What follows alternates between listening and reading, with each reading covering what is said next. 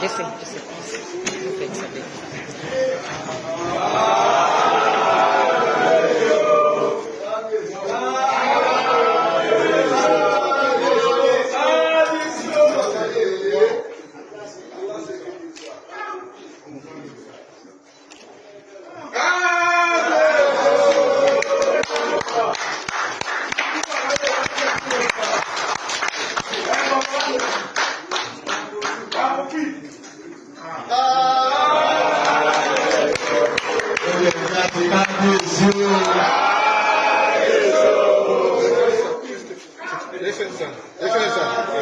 Let's take a picture together.